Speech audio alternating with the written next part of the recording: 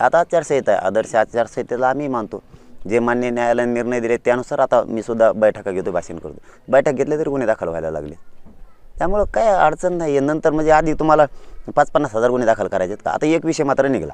कारण ते मला पक्की माहिती होती, त्याबद्दल त्यांनी गृहमंत्री साहेबांनी स्वतः स्पष्टीकरण दिले की ते माझ्यावरती खात्री लायक माहिती होती आय दर्जाच्या अधिकाऱ्याची, की 10-15 गुन्हे दाखल करणार ते, आणखीन माझ्यावरती 8-9 झालेत आणि तडीपार करणार राज्यात.